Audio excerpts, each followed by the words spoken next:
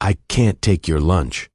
Lauren Whitmore said it so quietly that it almost disappeared beneath the sounds of the afternoon traffic. The man sitting beside her didn't argue.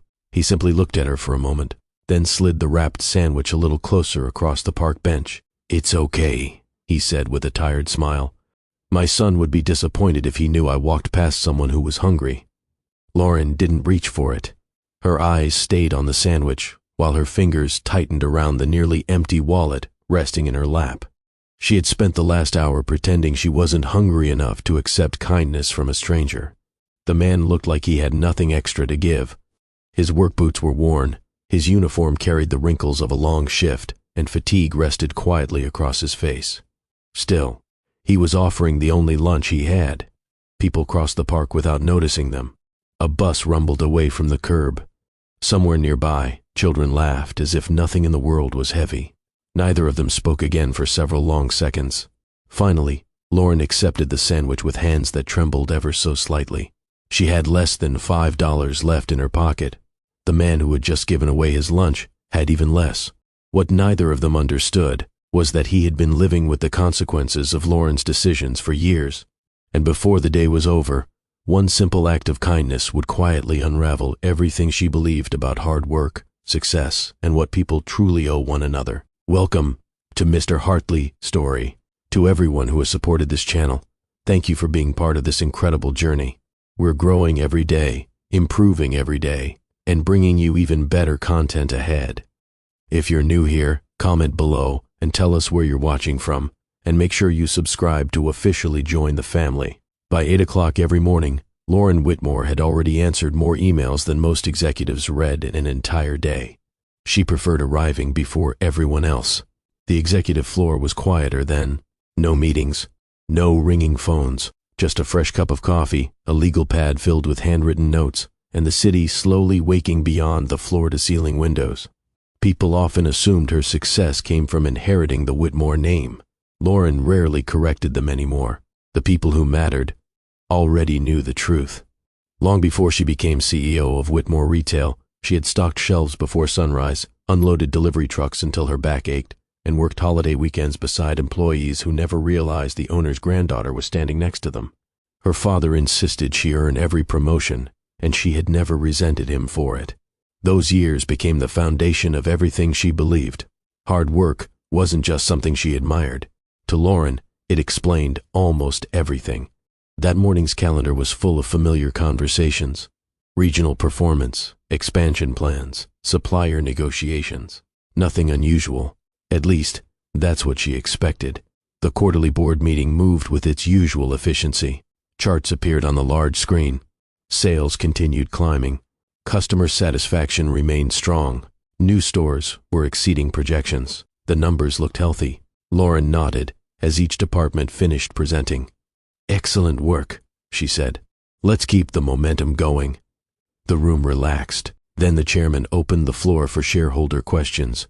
An older investor stood slowly, unfolding a newspaper clipping he had carried inside a leather folder. "I have one question for Ms. Whitmore." Lauren smiled politely. "Of course." He held up the article. It showed several people standing outside a neighborhood food pantry. They were still wearing Whitmore Retail uniforms. "I'd like to know," he said evenly, "when was the last time you missed a meal because your paycheck wasn't enough?" The room became unusually still. Lauren didn't search for an answer that sounded better than the truth. "I never have." The investor nodded once. "I didn't think so." He folded the newspaper carefully before setting it back inside the folder. "Then how do you know your company is giving people a fair chance?" No one interrupted him. Lauren leaned forward slightly. "We've increased wages in multiple regions over the past few years. We also offer employee assistance programs, scholarships for families, and emergency relief funding." Everything she said was accurate. The report sitting in front of every board member confirmed it. She continued, calm and measured. "Housing costs, inflation, and local economic conditions affect every employer. We monitor those changes carefully." Several directors exchanged brief glances but said nothing.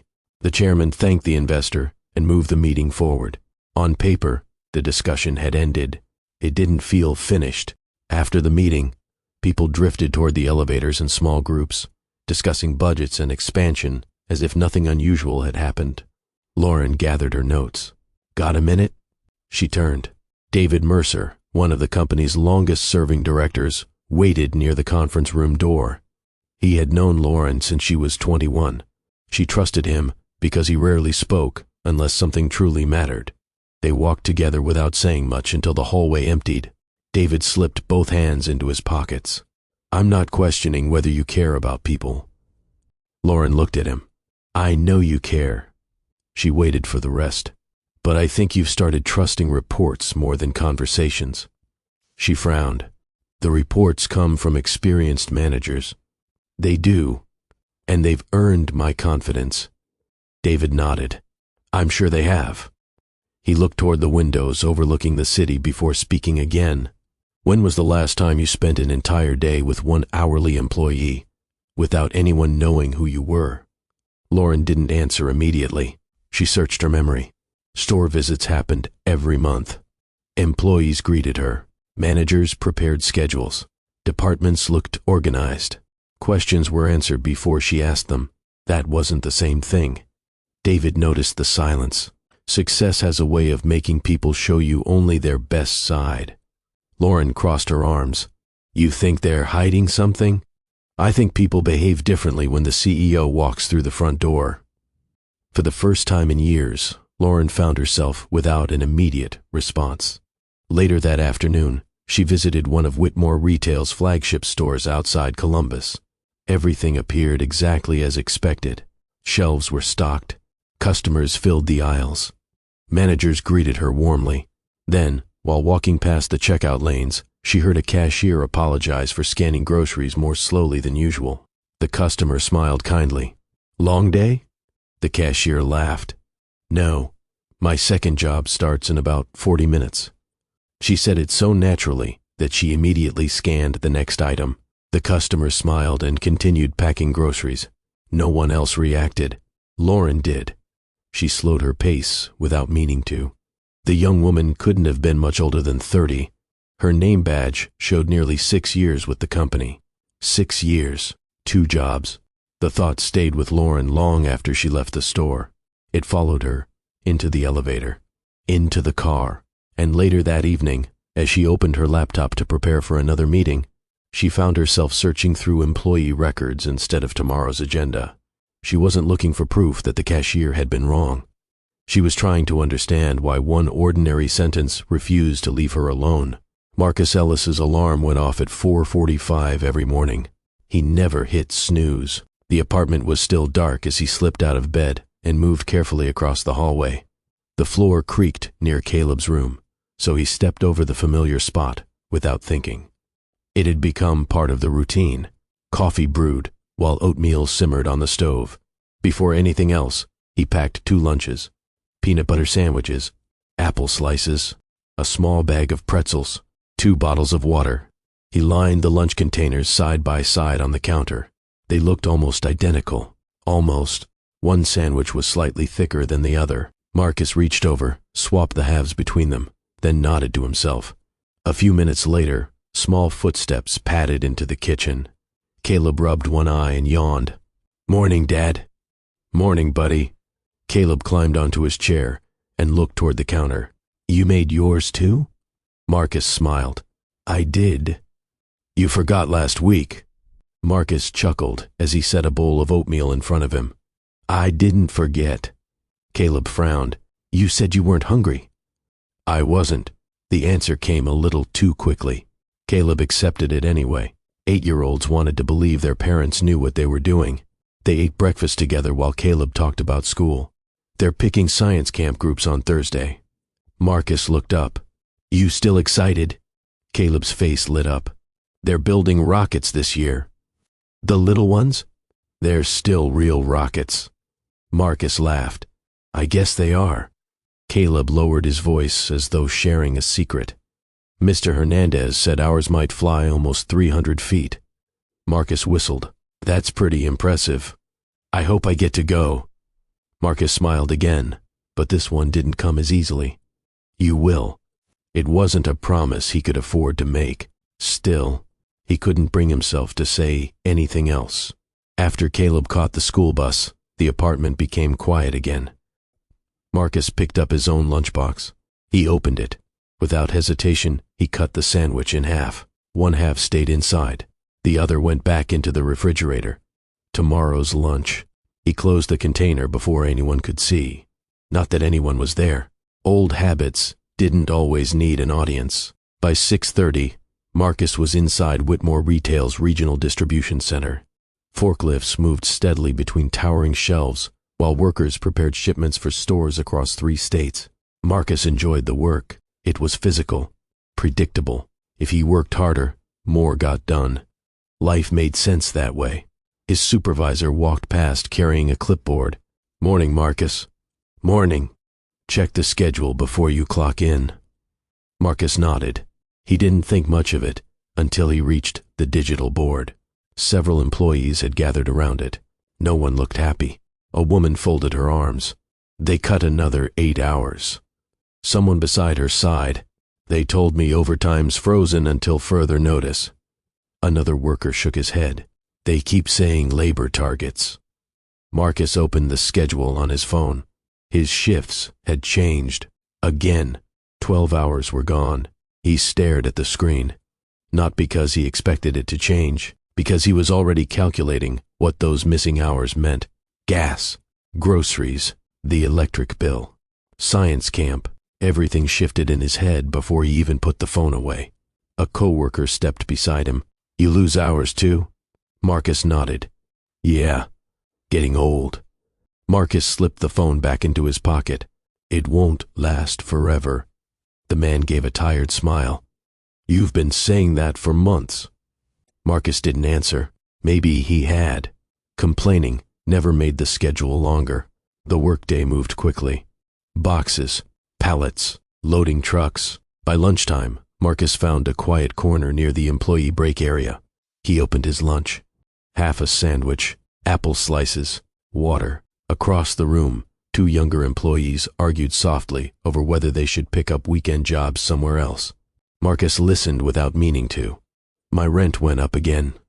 "I already work 6 days." "So do I." Neither sounded angry, only exhausted. Marcus looked down at the sandwich before taking another bite. His phone buzzed. A text from Caleb. "Dad, don't forget, Thursday, science camp payment." Marcus smiled despite himself. He typed back, "I won't forget. Love you, buddy." He stared at the message for another second after sending it. Then he locked the screen. Thursday, only 3 days away. After his shift ended, Marcus climbed into his aging pickup and drove across town for his second job delivering groceries. By the time the last order was dropped off, darkness had settled over the neighborhood. He pulled into the apartment parking lot just after 9:30. The kitchen light was still on. Caleb sat at the table, coloring a picture of a rocket ship. His grandmother, Mrs. Turner, looked up from the couch. "He's been trying to stay awake." "I wasn't tired," Caleb insisted before yawning. Marcus laughed. "Sure you weren't." Caleb ran over holding the drawing. "This one's ours." Marcus studied the uneven rocket covered in bright red and blue crayons. "It looks fast." "It is." Caleb grinned. "When I go to camp, I'm making an even bigger one." Marcus looked at the drawing a moment longer than Caleb noticed. Then he ruffled his son's hair. "I can't wait to see it." But later that night, after Caleb was asleep, Marcus sat alone at the kitchen table with a worn notebook. Every page held the same careful handwriting. Rent, utilities, gas, insurance, school expenses. He erased one column, added another, moved numbers around. Nothing changed. No matter how many times he recalculated, the science camp fee refused to fit. Marcus rested the pencil against the notebook and stared at the total for a long time. Then he quietly closed the cover. Tomorrow, he'd wake up at 4:45, and somehow, he'd try to make the numbers work again. Lauren barely touched her dinner that evening. The employee file remained open on her laptop. The cashier she'd met that afternoon had been with Whitmore Retail for nearly 6 years. Strong performance reviews, reliable attendance, positive feedback from every supervisor, yet she was still classified as part-time. Lauren searched another employee, then another. Different stores, different states. The details changed, but the pattern didn't. Employees stayed for years. They worked hard. They earned praise, but many never seemed to reach stable hours. She leaned back in her chair. That doesn't make sense. The next morning, she arrived at headquarters, carrying more questions than answers. Her first meeting was supposed to focus on opening new stores in Tennessee and Kentucky. Instead, the chairman placed a thick folder in front of every board member. This comes first. Lauren opened it. Inside were newspaper articles from several cities. One showed employees standing outside a neighborhood food pantry. Another featured a local news interview with a mother working 2 jobs while wearing a Whitmore retail name badge. A third article described families relying on community meal programs despite having full-time employment. Lauren looked around the table. I've seen stories like these before. I know, the chairman replied. They don't represent the whole company. No, he agreed, but they represent part of it. Silence settled over the room. One director cleared his throat. Our customer service department has started receiving letters. Lauren turned toward him. What kind of letters? They're not complaints. He slid several envelopes across the table. They're questions. Lauren unfolded the first. It came from a longtime customer in Ohio. If your employees work as hard as they say they do, why are they visiting food banks? The second asked why experienced workers remained part-time for years. The third was shorter. Success should never require people to skip meals. Lauren folded the letters carefully. We have assistance programs. We do, another director replied. We've increased wages. We have. We've invested millions in employee benefits. No one's arguing otherwise. Lauren looked from one face to another. So, what exactly are you saying? David Mercer spoke before anyone else could. We're saying the reports you've been given and the lives our employees are living don't seem to match. No one rushed to fill the silence that followed. Lauren had always believed data told the truth. Sales numbers didn't have opinions. Productivity charts didn't exaggerate. Labor reports didn't have bad days. Or so she thought. The chairman rested his hands on the table. I've spent the last month visiting stores without advance notice. Lauren looked at him. I spoke with people after their shifts. He paused. They didn't complain very much. Then what did they say? They mostly apologized. Lauren frowned. For what? For needing more hours. The answer landed harder than she expected. They acted as though asking for enough work to pay their bills was asking for a favor. No one spoke. Finally, the chairman reached for another folder. I'd like to propose something. Several directors exchanged curious looks. Lauren waited. You've always believed leadership should begin with understanding the work. I still believe that. I know. He slid a single sheet of paper toward her. This isn't about the work. Lauren looked down. The page contained only a few paragraphs.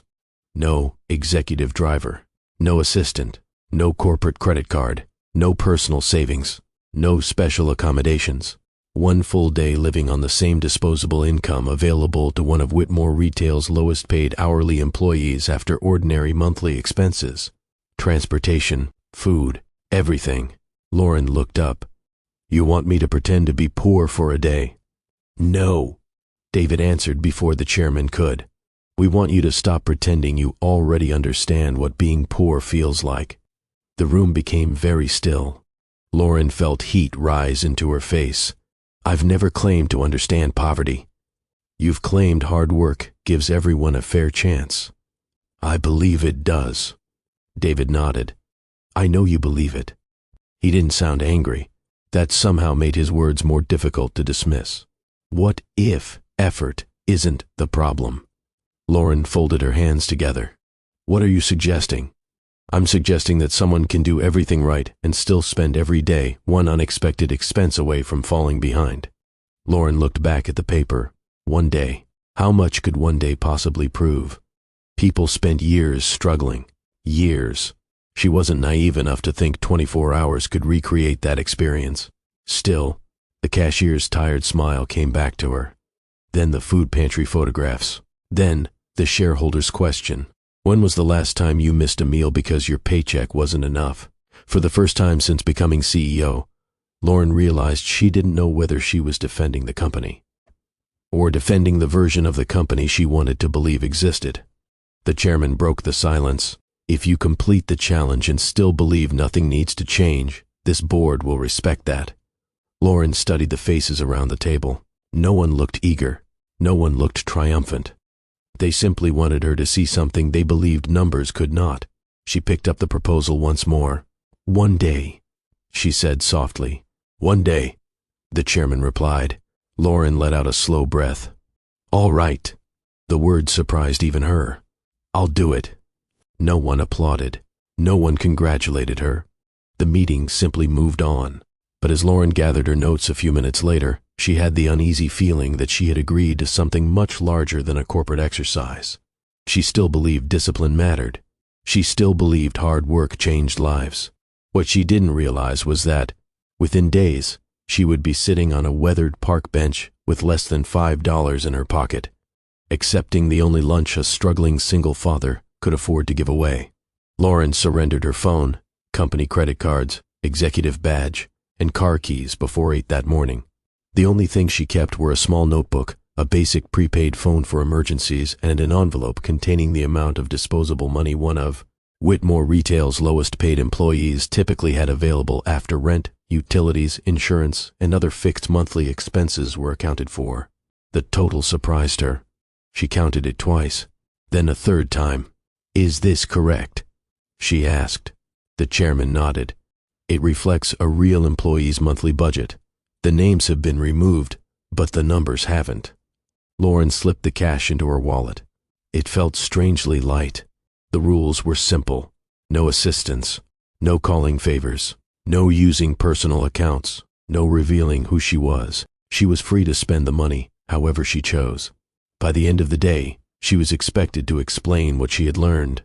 Lauren stepped outside the headquarters building with confidence she hadn't questioned in years. One day. She could manage one day. The morning air was cooler than she expected. She opened the map on the prepaid phone and searched for the neighborhood listed in her instructions. It represented the commute of the employee whose budget she had been given. The bus would arrive in 12 minutes. Lauren glanced at the fare. She hesitated. It wasn't expensive. At least, not by her standards. But paying for the bus meant having less money for food later. She looked down the street. The walk would take nearly an hour. She locked the phone and started walking. The decision felt practical. An hour later, it felt different. Her shoes weren't meant for long sidewalks. Traffic roared past while the morning sun climbed higher. By the time she reached the neighborhood, she was already thirsty. A convenience store stood on the corner. She stepped inside. Cold air greeted her, along with rows of bottled drinks. She picked up a bottle of water, then looked at the price. For the first time that day, she put something back because of what it cost. She stared at the shelf for a moment before buying the smallest bottle available instead. Outside, she took 2 careful sips and tightened the cap. Without thinking, she'd started making it last. The realization stayed with her. Late that morning, she entered a small grocery store carrying a handwritten shopping list based on the employee budget. Bread, eggs, milk, peanut butter, fruit, nothing unusual. She moved slowly through the aisles, adding each item to the basket. At the register, the cashier scanned everything. The total appeared on the screen. Lauren frowned. "That can't be right." The cashier looked at the monitor. "It is." Lauren glanced into her basket. There had to be a mistake. She hadn't bought anything unnecessary. The cashier waited patiently while another customer joined the line behind her. Lauren removed the bananas. The total dropped. Still too high. She put back the eggs, then the peanut butter. Finally, she reached the amount she could afford. The basket looked noticeably smaller. She carried one thin grocery bag outside and sat on a nearby bench. The receipt rested in her hand. She read it twice. Nothing about the experience had been dramatic. No one had embarrassed her. No one had rushed her. The cashier had remained polite the entire time. And yet, walking away without the food she'd planned to buy unsettled her more than she expected. She thought about the families who did this every week, not because they lacked discipline, because numbers didn't move simply because they wanted them to.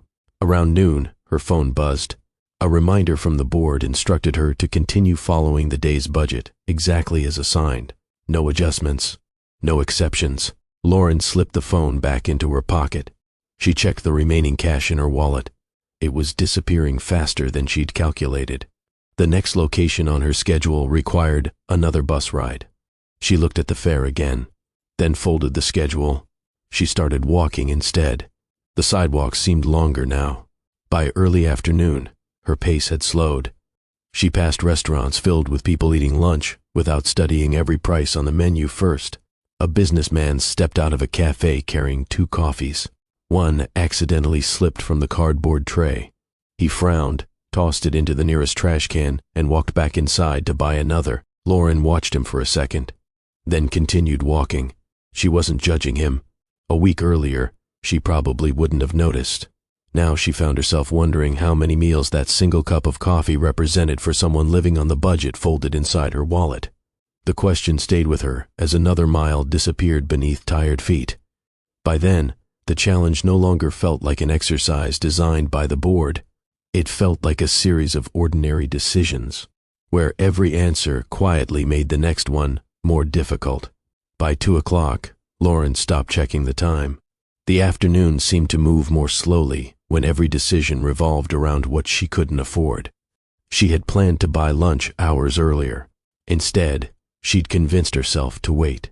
If she held on to the money now, she reasoned, she'd have more flexibility later if something unexpected happened. It sounded sensible, until her stomach reminded her that sensible didn't make hunger disappear.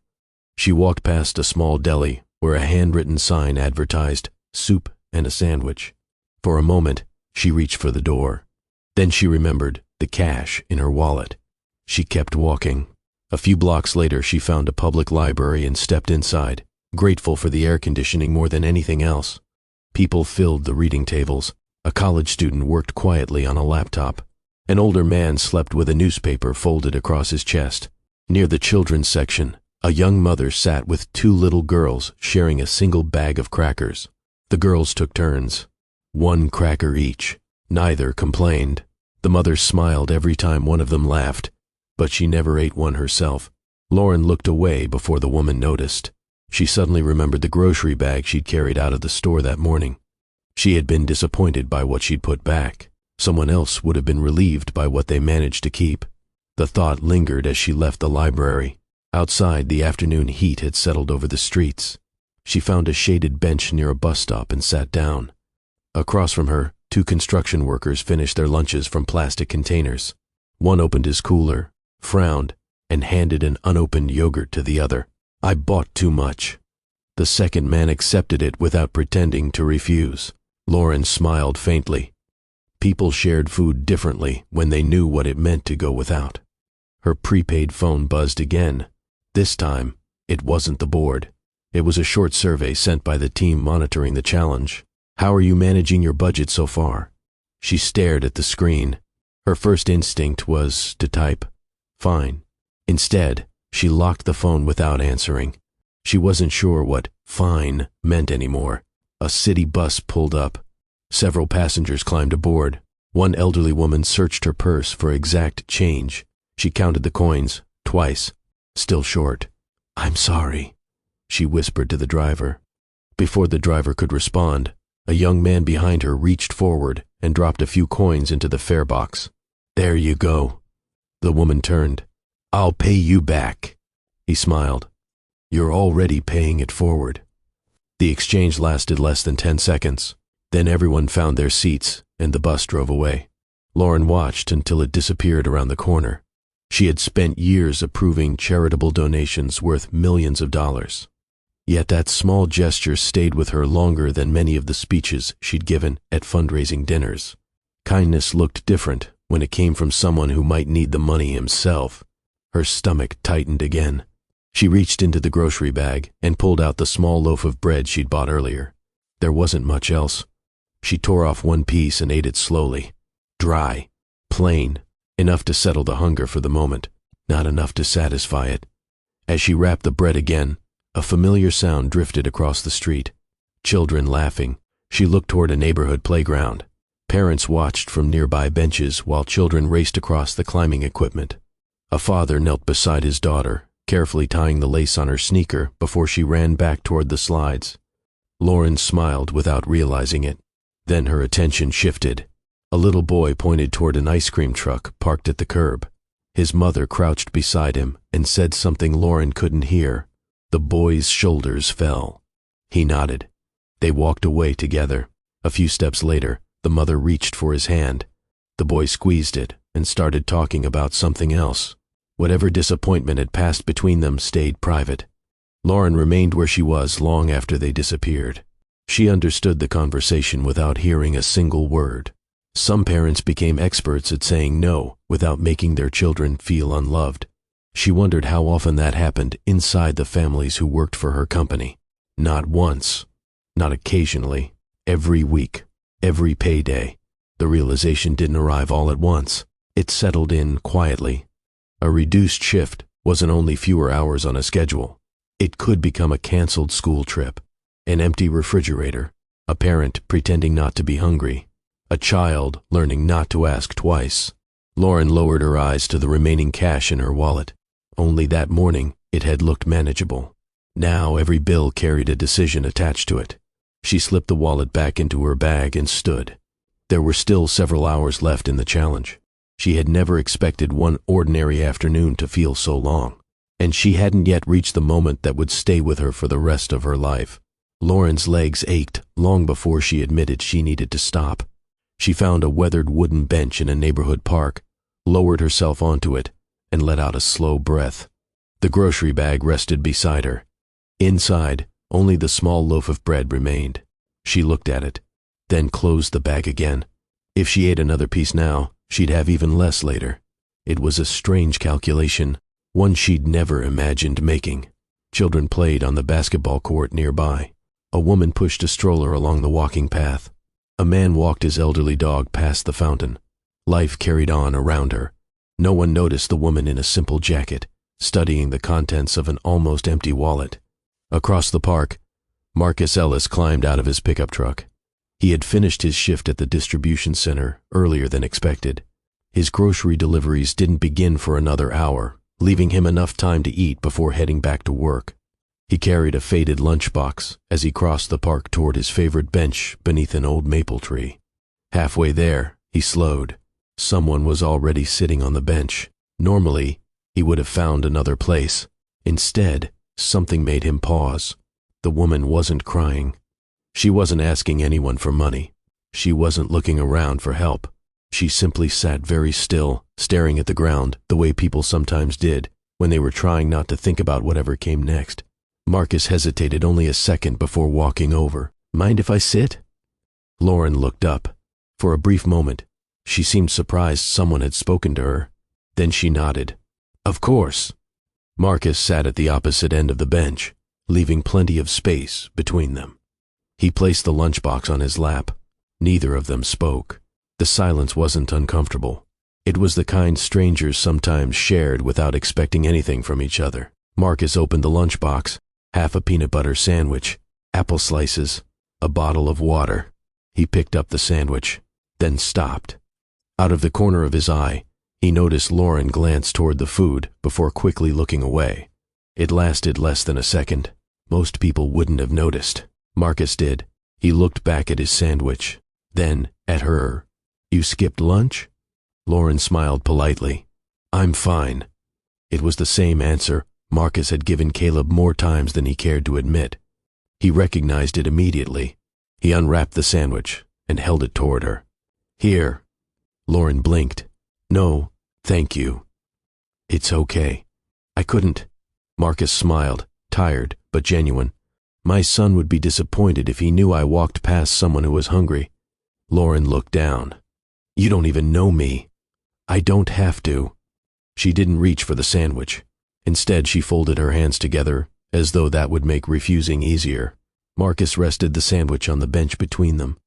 "If you don't eat it, I'll end up carrying it back to the truck." She looked at him. "What about you?" I'll figure something out. There was no performance in his voice. No expectation that she'd admire him. He said it the same way someone might comment on the weather.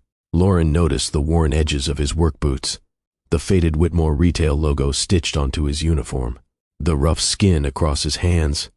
She realized he had probably finished a long shift only a short time earlier. You work today? Marcus nodded. Distribution center. Tough day? He laughed softly. They're all tough. Lauren almost asked another question. Instead, she picked up the sandwich. Her fingers trembled enough that she hoped he wouldn't notice. Thank you. Marcus opened the bottle of water and offered that too. She accepted it with a quiet nod. For several moments, neither of them spoke. Lauren took one careful bite.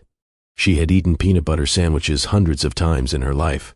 She couldn't remember one ever tasting like this, not because of the food, because someone who clearly had very little had chosen to give it away.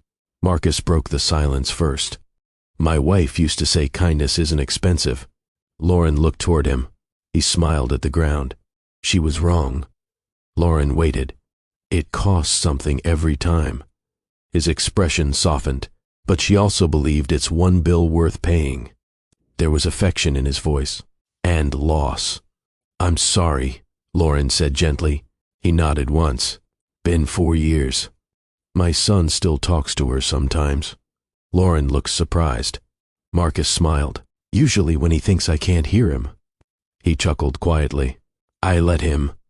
A breeze carried children's laughter across the park. Marcus watched them for a moment. He thinks I'm teaching him how to grow up. Lauren remained silent. Marcus continued. Truth is, he's teaching me. How? He notices everything. Marcus looked down at the empty sandwich wrapper resting between them. If Caleb ever found out I walked past somebody who needed help because I wanted to keep my lunch. He shook his head. I couldn't explain that to him. Lauren lowered her eyes. She wanted to tell him the truth. That she wasn't homeless. That she wasn't unemployed. That she was the CEO whose signature sat beneath policies affecting thousands of employees. Instead, she simply asked, Does being kind ever make life harder? Marcus laughed softly. Almost every week. And you still do it? He looked at her as though the answer were obvious. If life ever gets easier because I stopped caring about people. He shrugged. I probably made it easier the wrong way. Lauren didn't answer. She couldn't.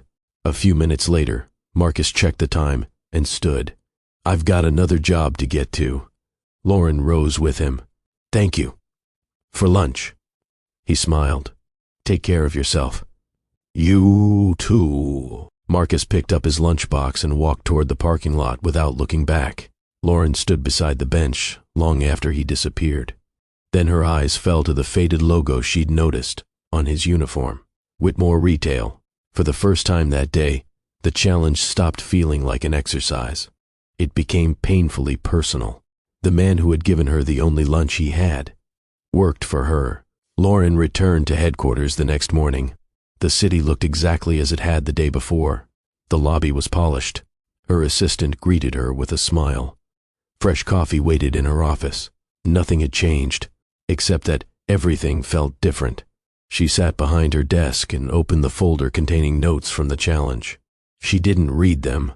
Instead, she reached into her bag and unfolded the sandwich wrapper she had carried home without realizing it.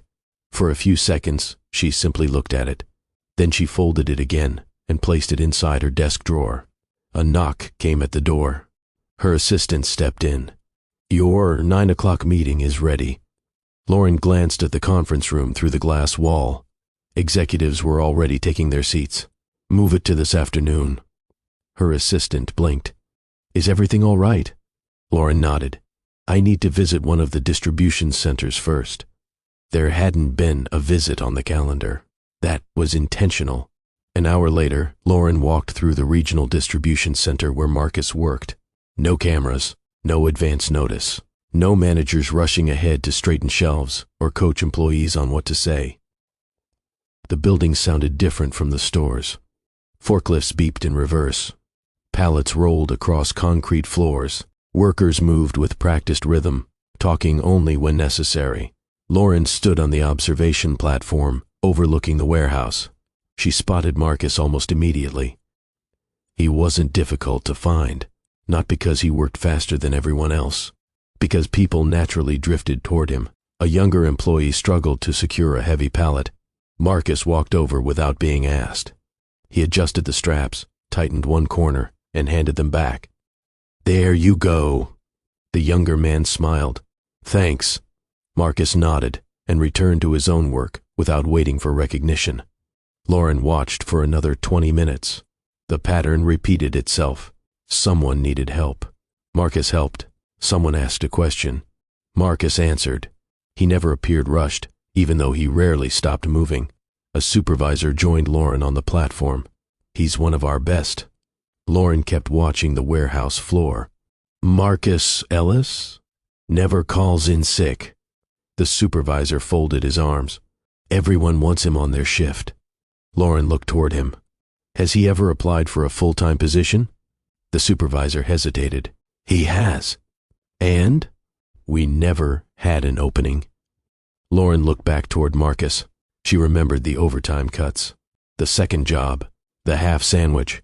"You've never lost a full-time employee?" "We have." "Then why wasn't he promoted?" The supervisor shifted his weight. "I'd have to check the records." Lauren nodded once. "Please do." She didn't press further. Not yet. Before leaving, she walked through the employee break room. Marcus was filling a paper cup with coffee. When he turned and saw her, recognition crossed his face. His eyebrows lifted. "You," Lauren smiled. "Hi." For a moment, neither of them knew quite what to say. Marcus broke the silence. "You look better." "I've had a chance to eat." He laughed. "I was hoping that was the case." Lauren held up a hand. "I wanted to thank you again." "You already did." "I don't think I thanked you enough." Marcus shrugged. "It was a sandwich." She almost answered. Instead, she asked, "Do you have a few minutes? My shift starts again in 10. "Coffee?" He glanced at the clock. "I can spare 5. They sat at a small table near the vending machines. Neither mentioned the challenge.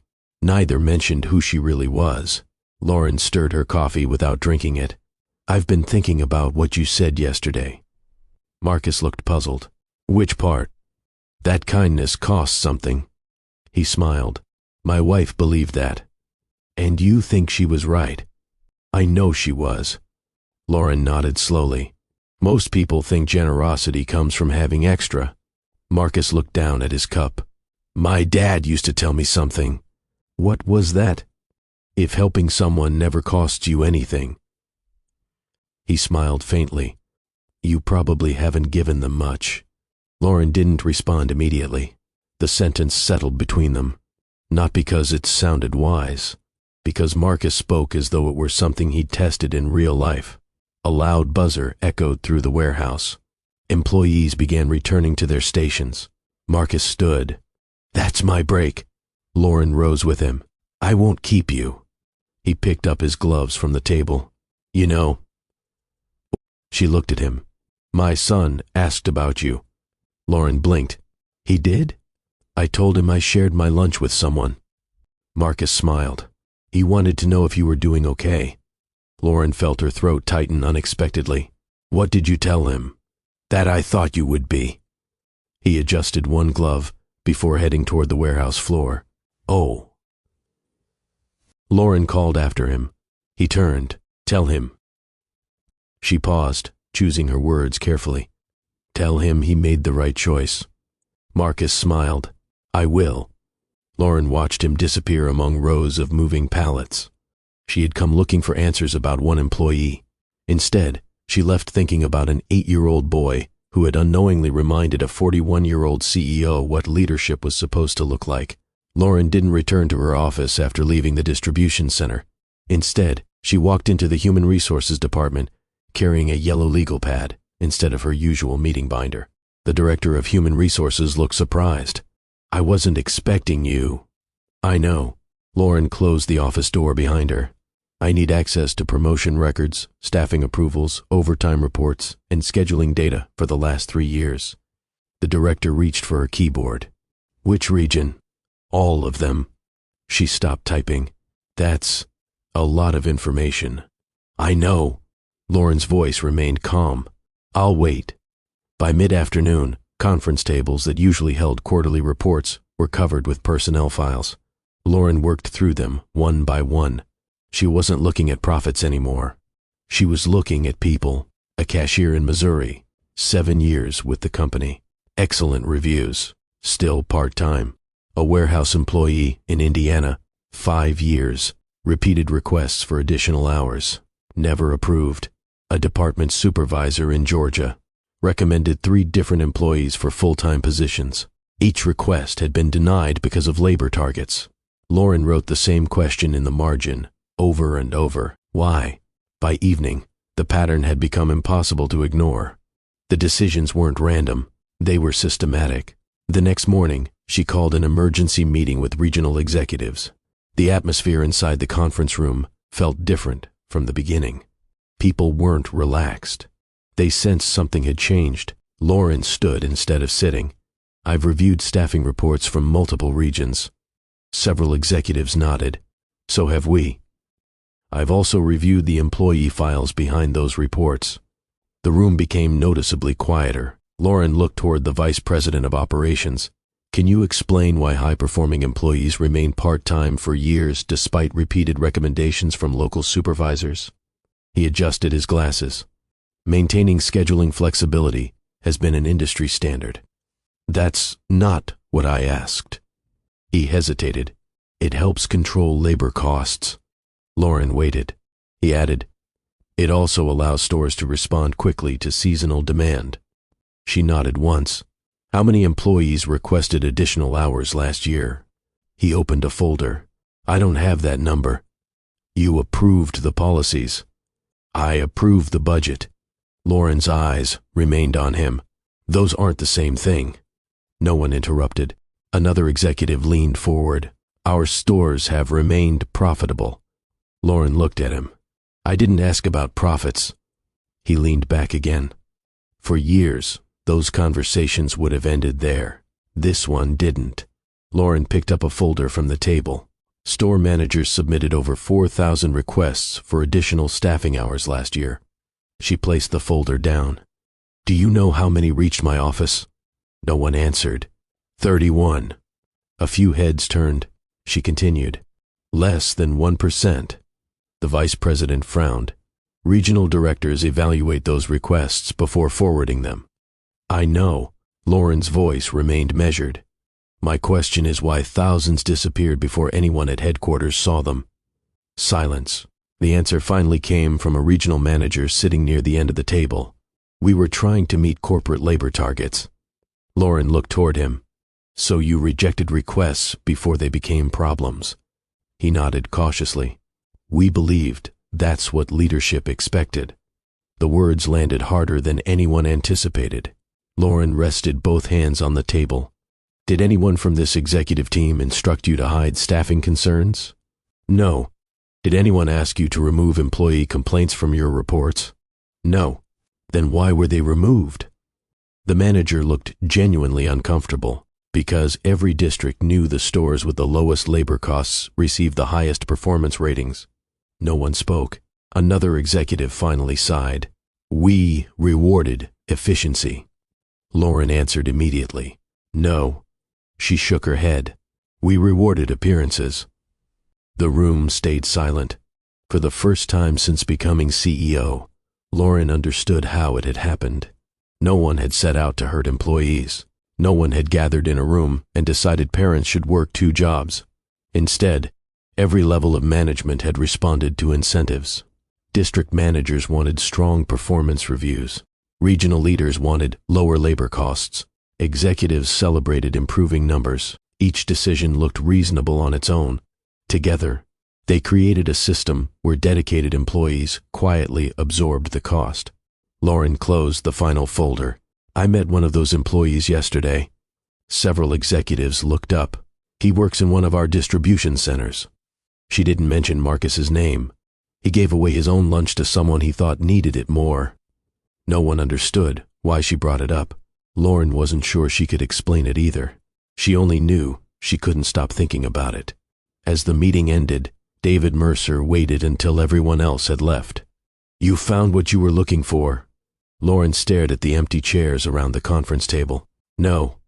David frowned slightly. "What did you find?" She looked out the window before answering. "I found a company that never meant to stop listening." She paused. "And somehow did, anyway." David didn't try to comfort her. He simply nodded. Sometimes, the hardest truth wasn't discovering that people had failed. It was realizing good intentions had been hiding the failure for years. Lauren picked up Marcus's personnel file from the stack. For the first time, she noticed something she'd missed before. Taped inside the folder was a handwritten note from his direct supervisor. Employee consistently volunteers to train new hires. Trusted by the team. Deserves leadership opportunity when available. The note had been written nearly 2 years earlier. Nothing had ever come of it. Lauren closed the file slowly. She wasn't looking at paperwork anymore. She was looking at time. Time Marcus had given the company. Time the company had never given back. Marcus wasn't expecting visitors that Friday afternoon. His shift had ended 30 minutes earlier, and he was replacing a worn brake light in his pickup before starting his grocery deliveries. He heard footsteps behind him. "Need a hand?" He looked up. Lauren stood a few feet away, dressed simply again. No tailored suit, no security, just a navy jacket and jeans. Marcus smiled. "I think I've got it." She nodded toward the toolbox. "You always fix things yourself?" "When I can." He tightened the last screw and closed the tailgate. "So, what brings you here?" Lauren took a slow breath. "I owe you the truth." Something in her voice made Marcus stop smiling. They walked to a picnic table beside the employee parking lot. Neither spoke until they sat down. Lauren rested both hands on the table. "The day we met." She hesitated. "I wasn't exactly who you thought I was." Marcus studied her face. "I figured there was more to the story. I was participating in an internal company challenge." "What kind of challenge?" "Living for 1 day on the budget of one of our lowest paid employees." Marcus nodded slowly. "So, you're a researcher?" Lauren looked down. "No." The silence stretched. Then she met his eyes. "I'm Lauren Whitmore." Marcus frowned. "I'm sorry. Lauren who?" "Whitmore." Another pause. "The CEO." For a second, he didn't react at all. It was as if his mind refused to connect the woman sitting across from him with the name he'd heard mentioned in company meetings for years. Then he leaned back. "No." Lauren didn't interrupt. "You mean—" He stopped himself. "The Lauren Whitmore?" She nodded once. "Yes." Marcus looked away. Cars moved in and out of the parking lot behind them. A forklift beeped somewhere inside the warehouse. The ordinary sounds felt strangely distant. Finally, he let out a short laugh. "I gave my lunch." He rubbed the back of his neck. "To the CEO." Lauren almost smiled. "I know how unbelievable that sounds." Marcus wasn't laughing anymore. "You knew who I was." "I knew you worked for Whitmore Retail after I saw your uniform." "And you still didn't tell me."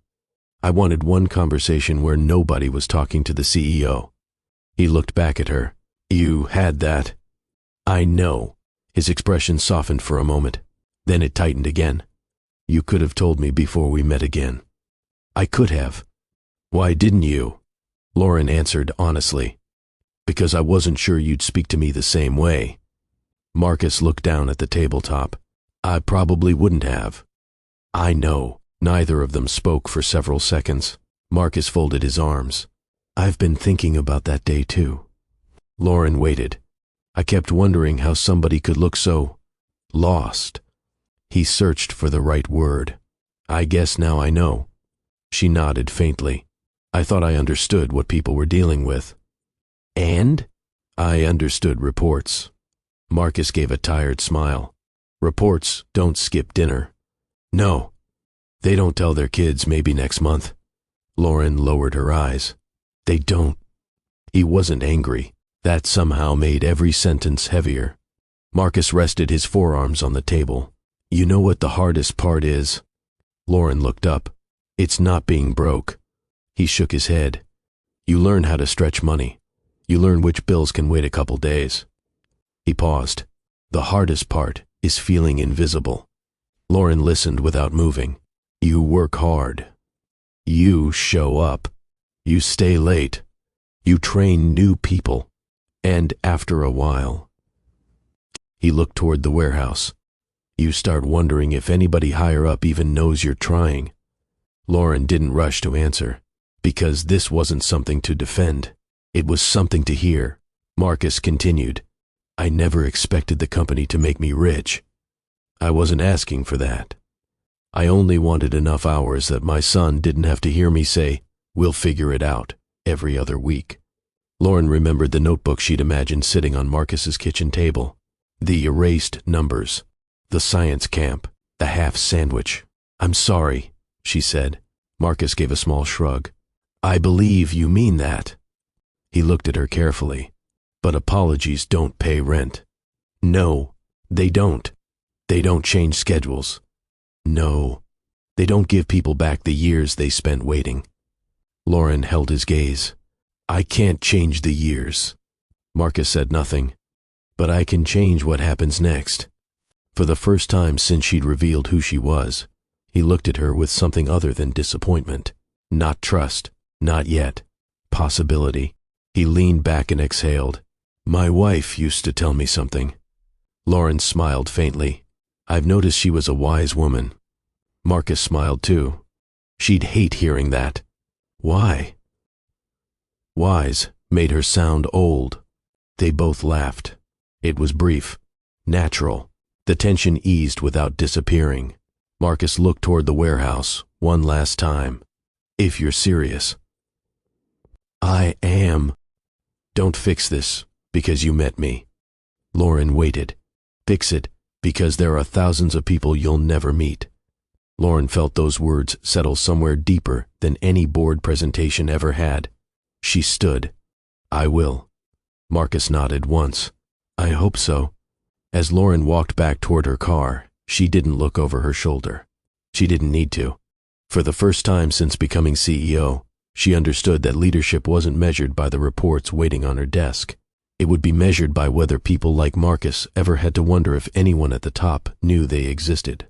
Lauren spent the weekend rewriting the proposal herself. By Monday morning, the document on the conference table looked nothing like the one her executive team had expected. It wasn't titled Cost Reduction Strategy. It read, Building a Sustainable Workforce. She waited until every senior executive had taken a seat before speaking. We've spent years measuring efficiency. She looked around the room. We're going to start measuring stability. Several eyebrows lifted. Lauren clicked to the first slide. The screen displayed 4 changes: predictable scheduling, more full-time pathways, regional wage reviews, direct employee communication with executive leadership. No one spoke immediately. Then the chief financial officer broke the silence. Have you seen the projected cost? I have. It will reduce operating margins. Initially. He leaned forward. Investors won't see it that way. Lauren nodded. They might not. Another executive joined in. Labor flexibility is how this industry survives. Lauren folded her hands. So, we've been told. The vice president of operations sighed. This isn't personal. I know. It's business. Lauren looked directly at him. So are the people keeping the business running. The room fell quiet again. The chief financial officer opened a spreadsheet. If we increase guaranteed hours, labor expenses rise immediately. They do. If we create more full-time positions, benefits costs increase. They do. If shareholders lose confidence, Lauren interrupted him. What happens when employees lose confidence? He stopped talking. She let the silence remain. No one rushed to fill it. Lauren continued. We've spent years asking our people to absorb uncertainty, so our financial reports look predictable. She paused. I'm no longer comfortable asking them to carry that burden alone. One executive shook his head. You're making this decision because of one emotional experience. Lauren met his eyes. No. I'm making it because one experience forced me to examine years of evidence I ignored. The distinction mattered. She wasn't reacting. She was correcting. David Mercer, sitting near the end of the table, remained silent. He simply watched the discussion unfold. Another executive pushed his chair back slightly. What if profits fall? Lauren answered without hesitation. Then we'll explain why. The room looked at her. If our company can't remain successful without keeping dedicated employees financially unstable. She let the sentence settle. Then our business model isn't as strong as we've been telling ourselves. No one challenged her immediately, because everyone understood what she was risking. Quarterly earnings, investor confidence, her own reputation. Lauren looked around the table one last time. I'm not asking whether these changes are expensive. She closed the proposal. I'm asking whether continuing exactly as we are has already become more expensive than we're willing to admit.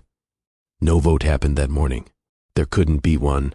The reforms required board approval, financial modeling, legal review. But as executives slowly left the conference room, Lauren noticed something different.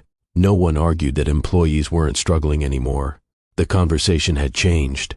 Now they were arguing about what responsibility actually looked like. For Lauren, that alone meant the company had already taken its first real step forward. Marcus hoped the phone call would last less than a minute. Instead, it changed the rest of his week. He stood outside the distribution center during his afternoon break while the apartment managers spoke from the other end of the line. I'm sorry, Marcus, but we can't extend it again. He closed his eyes briefly. I know. The balance has to be paid by Friday. I understand. If it isn't, we'll have to begin the formal process. Marcus thanked her before ending the call. He slipped the phone into his pocket and stood there for another moment, watching delivery trucks pull into the loading docks.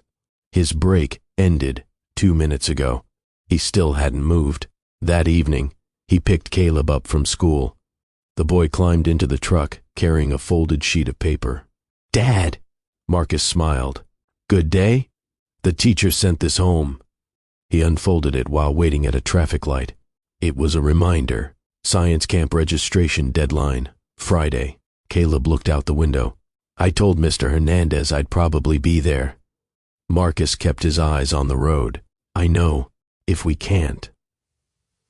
Caleb stopped talking. Marcus glanced toward him. What? Caleb shrugged. It's okay. That answer hurt more than any complaint could have.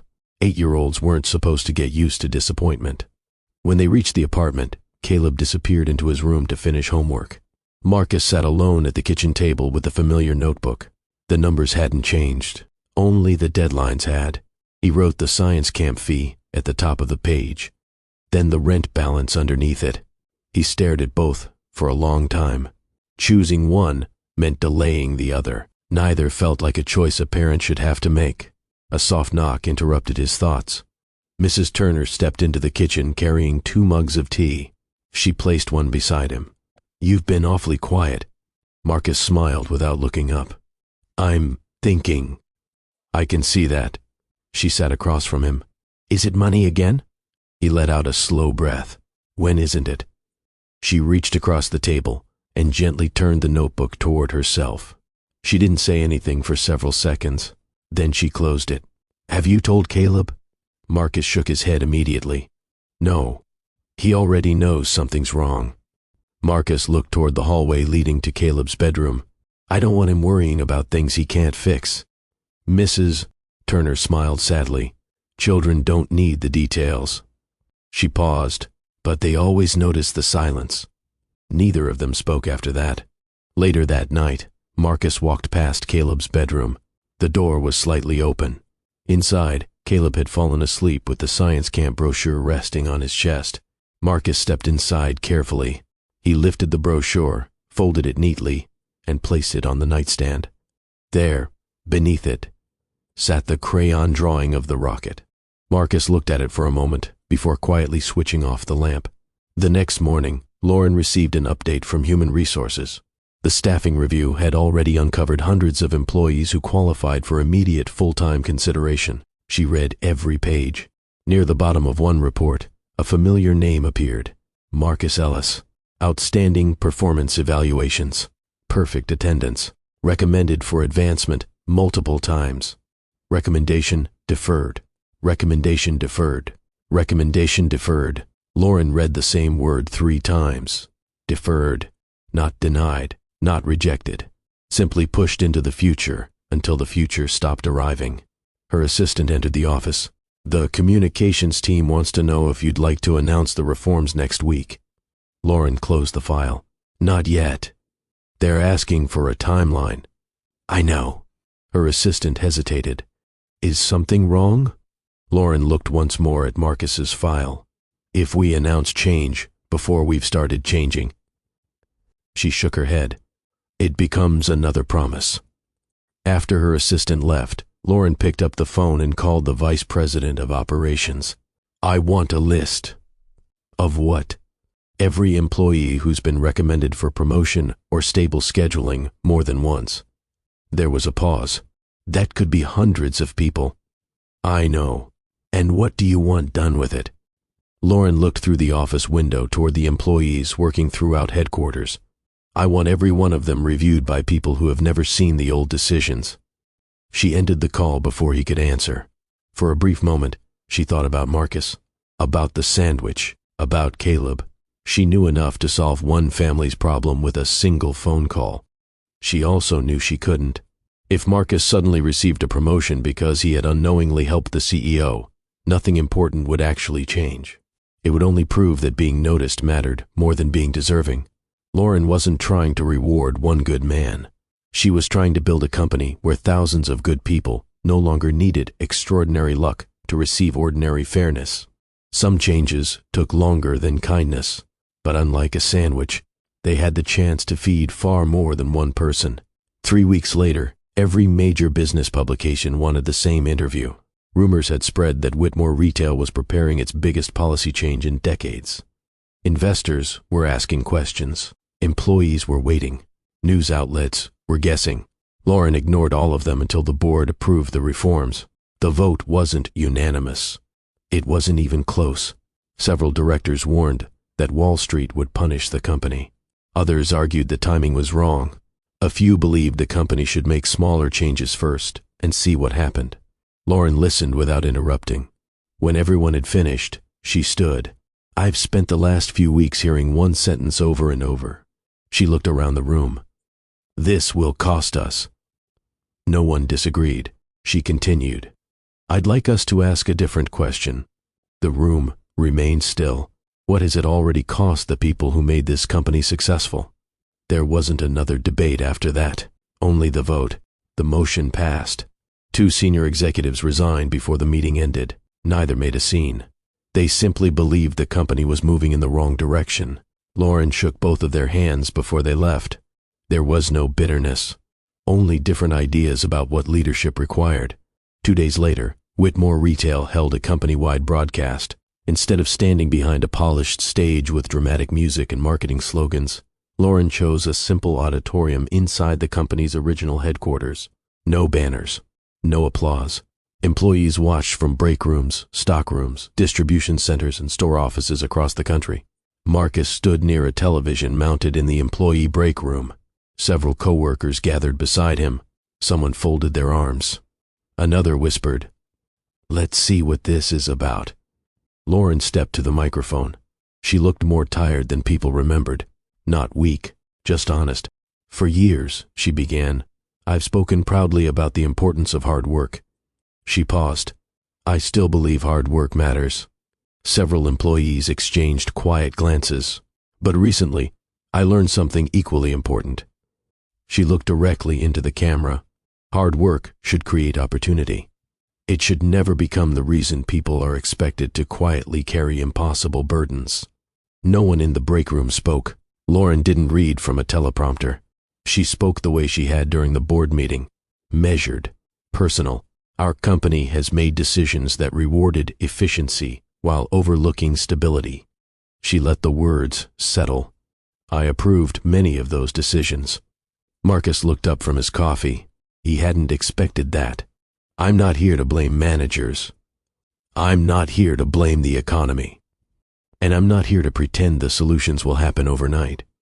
She took a slow breath. I am here to accept responsibility. The room behind Marcus stayed silent. Lauren began outlining the changes. Guaranteed scheduling standards, expanded pathways to full-time employment, a complete review of promotion recommendations that had remained unresolved, direct employee forums with executive leadership every quarter, an independent review process for staffing concerns. None of it sounded dramatic. That was exactly why Marcus believed she meant it. She wasn't promising miracles. She was describing work. When the broadcast ended, employees lingered around the television. One man shrugged. We'll see. A woman beside him nodded. I've heard promises before. Marcus understood both reactions. Hope had disappointed people enough times to become cautious. As everyone returned to work, one of the younger employees looked toward Marcus. You think she means it? Marcus didn't answer immediately. He remembered the woman sitting beside him on the park bench, the way she'd hesitated before accepting half a sandwich, the way she'd listened more than she'd spoken. Finally, he said, I think she wants to. The young man frowned. That's different. Marcus nodded. It is. He picked up his gloves and headed back to the warehouse. Wanting to change and actually changing weren't the same thing. Lauren knew that. So did Marcus. Trust wasn't rebuilt by announcements. It was rebuilt one decision at a time. And somewhere inside headquarters, Lauren was already preparing for the hardest part of all. Not explaining the changes. Living by them when the numbers became uncomfortable. The first changes weren't dramatic. Most people outside the company never noticed them. There were no headlines announcing that hundreds of employees finally knew their schedules more than a few days in advance. No television crews reported that store managers had stopped apologizing for not having enough hours to give. The changes arrived quietly, one decision at a time, one paycheck at a time, one family at a time. 4 months after Lauren's announcement, Marcus walked into the distribution center and glanced at the scheduling board out of habit. Then he looked again.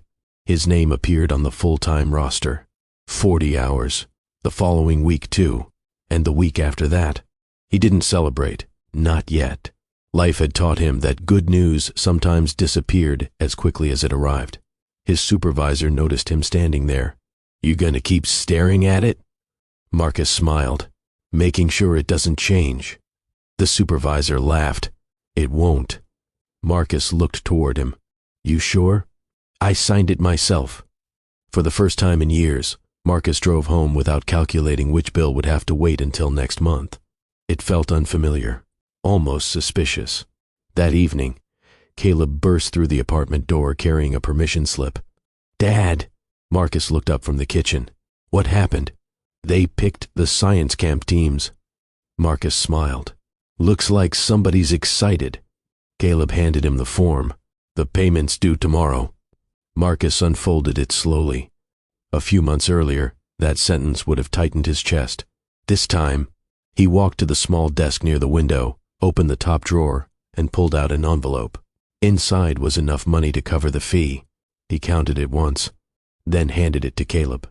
We'll pay it in the morning. Caleb stared at the bills without taking them. Really? Marcus nodded. Really? The boy threw his arms around his father so quickly that Marcus nearly lost his balance. Mrs. Turner laughed from the living room. I'd say that's a yes.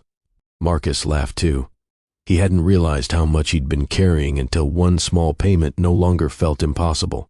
The next morning, Caleb climbed out of the truck, holding the envelope against his chest. Halfway to the school entrance, he stopped and ran back. Marcus lowered the window. What did you forget? Caleb smiled. Nothing. He leaned through the window. Thanks, Dad. Before Marcus could answer, Caleb hurried toward the building. Marcus watched until he disappeared inside. Then, he rested both hands on the steering wheel for a moment. There had been a time when thank you sounded like relief. Today, it sounded like a child simply expecting tomorrow to arrive the way tomorrow should. That afternoon, another email reached employees across Whitmore Retail. Additional promotion reviews had been completed. Training programs were expanding. Store managers now had greater flexibility to convert long-term part-time employees into full-time positions without waiting months for regional approval. Some workers cheered. Others remained cautious. Marcus understood both reactions. Trust wasn't rebuilt because policies changed. It was rebuilt because those policies continued to exist 6 months later. During lunch, one of the newer employees sat beside Marcus. "You've been here a long time." "Long enough. You think things are actually different?" Marcus looked around the break room. People were talking instead of worrying over the scheduling board. A supervisor laughed with 2 warehouse workers. Nobody seemed rushed to hide concerns anymore. "They're trying," Marcus said. The younger man nodded. "Guess that's something." Marcus smiled. "It's more than something." He thought about the notebook still sitting in the kitchen drawer at home. The pages filled with erased numbers. He hadn't opened it in weeks. Not because life had become easy, because he no longer needed to recalculate every dollar before bedtime. There were still bills, still unexpected expenses, still long days. But life had finally stopped feeling like it was slipping away one paycheck at a time. A few days later, Marcus stood in a school field, surrounded by parents holding folding chairs and paper cups of coffee.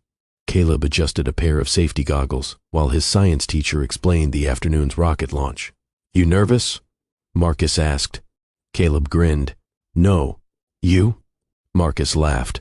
"A little." The countdown began. 3, 2, 1. The small rocket shot into the sky, climbing higher than Marcus expected before drifting gently back toward the field beneath a bright orange parachute. Children cheered. Parents applauded. Caleb turned immediately toward his father, smiling so hard his cheeks hurt. "Did you see that?" Marcus nodded. "I sure did." For a moment, nothing else existed. Not overtime, not schedules, not rent. Only a little boy chasing a rocket across a field because someone had finally given his father enough room to let childhood stay childhood. Marcus watched Caleb run with the other children, then looked up at the clear afternoon sky. Some victories weren't loud. Some looked like a permission slip that no longer had to wait on the kitchen table. And somehow, those were the ones that changed everything. Lauren waited until the morning shift had settled into its routine before visiting the distribution center again. She didn't tell the communications department. There were no photographers, no press release, no executives following a few steps behind. Only Lauren. The warehouse sounded familiar now. Forklifts moved between aisles. Pallets rolled across the concrete floor. Someone laughed near the loading dock.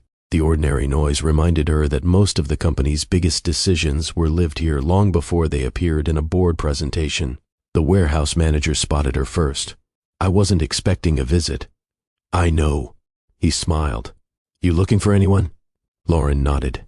"If Marcus has a few minutes, I'll let him know."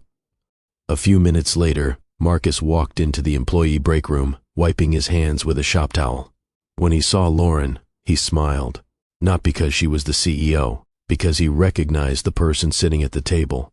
"You found your way back?" Lauren laughed softly. "I did." Marcus poured himself a cup of coffee. "This one's on me. I think I can afford it now." He smiled as he sat across from her. For a moment, neither of them rushed the conversation. It no longer felt necessary. Lauren noticed something different. Marcus looked less tired. Not younger, not carefree. Simply less weighed down. "How's Caleb?" she asked. Marcus's face brightened immediately. "He still talks about that rocket. I heard he had a good launch. He'll tell you it should have gone higher." Lauren laughed. "I believe it." Marcus shook his head. "Now he's talking about engineering. That's a big dream." "So was science camp." Lauren nodded. They sat quietly for a second. Marcus wrapped both hands around the coffee cup. "I've got to admit something." Lauren looked up. "When you first announced all those changes..." He smiled to himself. "I didn't think much would happen." "I know. I figured we'd get another speech." And instead, Marcus looked around the warehouse. "I've got a predictable schedule. My supervisor actually has room to make decisions. The new guys aren't afraid to ask questions. He shrugged. It's different.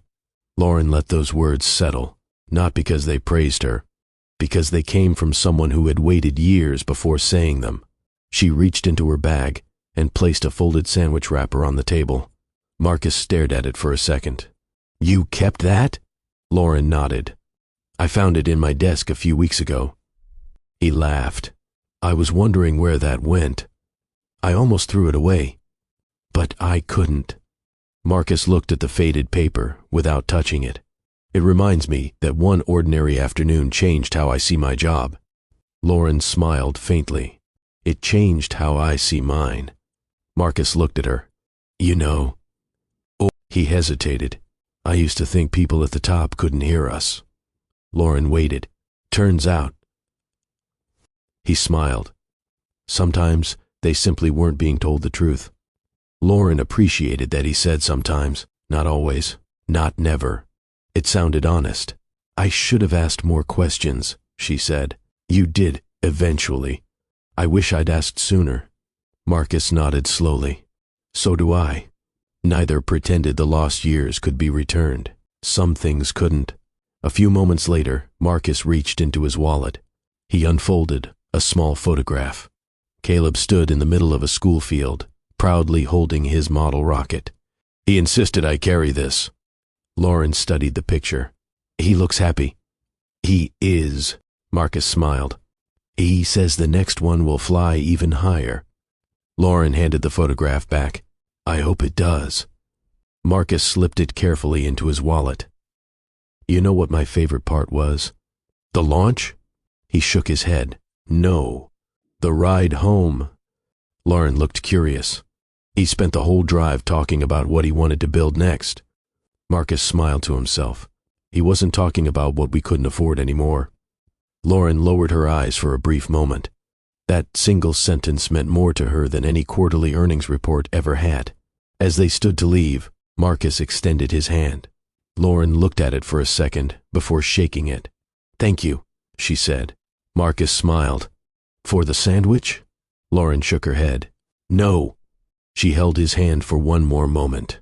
For helping me see something no report ever could. Marcus laughed quietly. I was only trying to make sure somebody ate lunch. I know. Lauren smiled. That's why it mattered. Marcus watched her walk toward the warehouse doors. This time, she didn't look like someone carrying the weight of unanswered questions. She looked like someone who understood that leadership wasn't measured by how many people recognized her name. It was measured by how many people no longer had to wonder whether anyone was listening. Nearly a year after the day Lauren accepted a stranger's sandwich, Whitmore Retail held its annual leadership conference. Executives from every region filled the auditorium. Store managers sat beside warehouse supervisors. District leaders who rarely met face-to-face exchanged handshakes before finding their seats. The presentations scheduled before Lauren's had been filled with charts, sales growth, customer satisfaction, expansion forecasts. When Lauren walked onto the stage, the large screen behind her remained blank. She didn't carry a remote. Only a few handwritten notes folded inside a small notebook. She stood at the microphone and looked across the room before speaking. When I first became CEO, she began, I believed leadership meant having the right answers. She smiled faintly. I've learned it begins with asking better questions. The room became still. I spent years studying reports. They mattered. They still do. She paused. But reports tell us what is happening. They rarely tell us what it feels like. No one interrupted. No one checked a phone. Lauren wasn't giving a motivational speech. She was describing something she wished she had understood much earlier. There was a time when I believed every hard-working person eventually found their footing. She looked around the auditorium. I still believe effort matters. But I've stopped believing effort alone is enough. Several managers lowered their eyes. Not from shame, recognition. Lauren continued. If people closest to the work stop believing they'll ever be heard. She let the silence finish the thought. The problem isn't only theirs. It's ours. When she finished, there was applause. Warm, respectful. But shorter than the standing ovations, that usually followed company conferences. Somehow, Lauren preferred it that way. The words didn't need celebration. They needed to become habit. After the conference ended, employees gathered in small groups throughout the lobby. Some discussed new scheduling systems. Others talked about promotion opportunities that had finally opened. Lauren quietly slipped out a side entrance before anyone could stop her for photographs. Across town, Marcus and Caleb spent the afternoon at the same neighborhood park where two strangers had once shared a bench. Caleb sprinted across the grass, carrying another model rocket tucked beneath one arm. "Dad!" Marcus looked up from the bench. "You ready? This one's going higher." Marcus laughed. "You've been saying that for months." "Because it's true." He placed the rocket carefully on the launch pad. Mrs. Turner stood nearby with a camera, smiling before Caleb had even started the countdown. 3, 2, 1. The rocket shot upward, climbing cleanly into the bright afternoon sky before drifting back beneath a colorful parachute. Caleb took off running after it, laughing the entire way. Marcus watched him go. There had been a time when he would have been thinking about overtime, or unpaid bills, or whether there would be enough money left by Friday. Instead, he simply watched his son run. Someone sat down on the opposite end of the bench. Marcus turned. Lauren, no security, no announcement. Just a woman wearing jeans and a light sweater. She looked toward Caleb racing across the field. He got his wish. Marcus smiled. He usually does after working hard enough. Lauren laughed softly. "That sounds familiar." "It should." They watched in comfortable silence. Children played nearby. Parents called out encouragement. The breeze carried the sound of laughter across the park. Lauren finally spoke. "I wanted to thank you one last time." Marcus looked at her. "I think we've thanked each other enough." "Maybe." She smiled. "But there is one thing I never told you." He waited. "I almost didn't accept that sandwich. I remember. I wasn't embarrassed because I was hungry." She looked toward the playground. "I was embarrassed because I realized how quickly pride disappears when someone offers genuine kindness." Marcus nodded. "My wife used to say people remember how you made them feel long after they forget what you gave them." Lauren smiled. She was right. They sat together for another minute before Lauren stood. Marcus didn't ask where she was going. She didn't explain. Some conversations didn't need proper endings. As she walked toward the parking lot, Caleb came running back with the rocket held high above his head. "Dad!" Marcus stood. "Let's see it." Caleb handed it over proudly. It flew even higher this time. Marcus examined the rocket, then looked toward the sky where it had disappeared only moments earlier. It sure did. Lauren glanced back once before reaching her car. A father was laughing with his son. The notebook of impossible calculations was gone. The science camp had become a memory instead of a missed opportunity. Nothing about that moment would ever appear in an annual report. No chart would measure it. No spreadsheet would assign it a value. Yet Lauren understood that it was the most meaningful outcome of every difficult decision she had made. Years earlier, she believed a successful company was built one profitable quarter at a time. Now she knew something different. Sometimes, the strongest foundation isn't built in a boardroom. Sometimes it begins on an ordinary park bench, when a tired father gives away the only lunch he has because he wants his son to grow up believing that kindness is never something you wait to afford.